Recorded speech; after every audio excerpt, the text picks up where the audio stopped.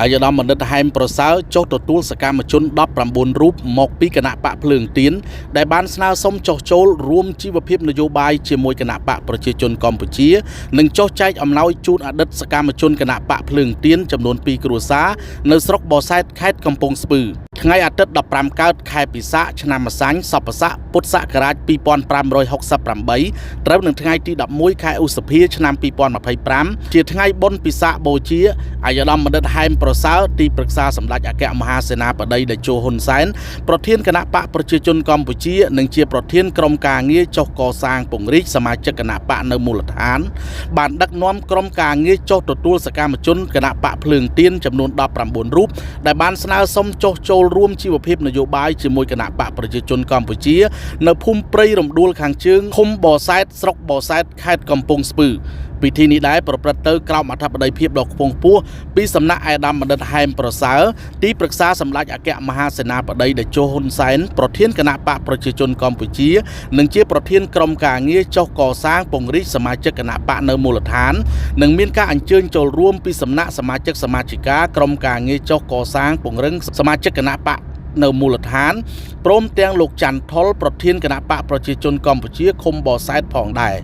មានមតិនៅក្នុងពិធីនោះលោកច័ន្ទថុលប្រធានគណៈបកប្រជាជនកម្ពុជាឃុំបរសែតបានសម្ដែងនៅការរីករាយទទួលស្វាគមន៍យ៉ាងរាក់ទាក់កក់ក្ដៅចំពោះវត្តមានបងប្អូនដែលជាសកម្មជនគណៈបកសង្គ្រោះជាតិទាំង19រូបដោយមើលឃើញពីកត្តាសុខសន្តិភាពនិងកត្តាអភិវឌ្ឍទៅពួកគាត់សម្រាប់ចិត្តចាក់ចេញពីគណៈបកភ្លើងទៀនមករួមជីវភាពនយោបាយជាមួយគណៈបកប្រជាជនកម្ពុជាយើង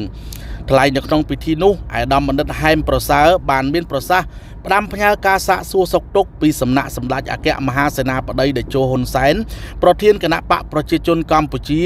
និងសម្ដេចមហាបវរធិបតីហ៊ុនម៉ាណែតនាយករដ្ឋមន្ត្រីនៃប្រជាណាចក្រកម្ពុជាជូនចំពោះបងប្អូនសកម្មជនទាំង19រូបនៅទីនេះ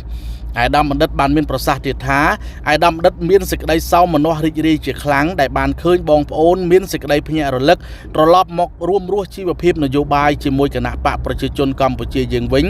ដែលជាផ្ទះកំណើតដ៏ពិតប្រាកដនិងមានសុខដុមរមនារបស់យើងអាយដាមបណ្ឌិតបន្តទៀតថាថ្ងៃនេះសម្រាប់ឃុំបរសែតស្រុកបរសែតខេត្តកំពង់ស្ពឺរបស់យើងបានកើនសមាជិកសមាជិកាគណៈបកប្រជាជនកម្ពុជាបន្ថែមចំនួន19រូបទៀតហើយទាំងនេះដោយសារតែបងប្អូនបានមើលឃើញអំពីស្ថានភាពស្រុកទេសមានសុខសន្តិភាពមានការអភិវឌ្ឍគ្រប់វិស័យក្រោមការដឹកនាំរបស់សម្ដេចអគ្គមហាសេនាបតីតេជោហ៊ុនសែន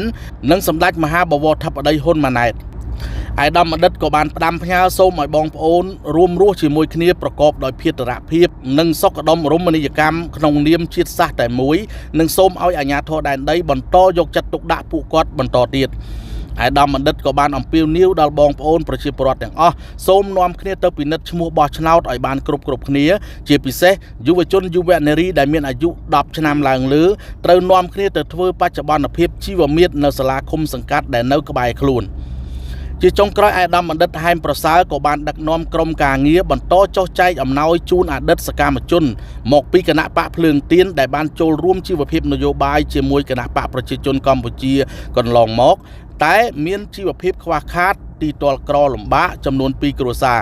ទី1លោកយាយខៀវសានអតីតបេក្ខជនក្រុមប្រឹក្សាគណៈបកភ្លើងទៀនមានអាសយដ្ឋាននៅភូមិព្រៃឈើទាលឃុំបរសែតស្រុកបរសែតខេត្តកំពង់ស្ពឺទី2លោកមឿនពៅនិងប្រពន្ធឈ្មោះមានពៅមានទីលំនៅនៅភូមិយ៉ាងឈូកឃុំនិទានស្រុកបរសែតខេត្តកំពង់ស្ពឺពលរដ្ឋបានសម្ដែងនៅសេចក្តីរីករាយនិងគោរពថ្លែងអំណរគុណយ៉ាងជ្រាលជ្រៅចំពោះសម្ដេចតេជោហ៊ុនសែននិងសម្ដេចមហាបវរធិបតីដូចខាងក្រោមខ្ញុំសូមជូនពរដល់សម្ដេចពុកនិងសម្ដេចបវរធិបតីដែលបានយកជាអំណោយមកជួយដល់នេះខ្ញុំសូមជូនពរអស់លោកទាំងអស់គ្នានិងអ៊ំទាំងអស់និងពូទាំងអស់ដែលបានមកជូននេះខ្ញុំសូមឲ្យសុខសប្បាយរកស៊ីមានបានតិចតិចកុំឲ្យមានសត្រូវណាមកបៀតបៀនសូមឲ្យសុខសូមឲ្យសប្បាយទាំងអស់គ្នាបាទអរគុណច្រើនចា៎គុណលានីសូមឲ្យអ្នករកស៊ីកាវាសូមតិចតិចដូចទៅអង្គពងទៅណាអ្វីបានឧស្សាហ៍ទៅណាទៅកន្លែងណាសុខសប្បាយបាទអរគុណច្រើនបង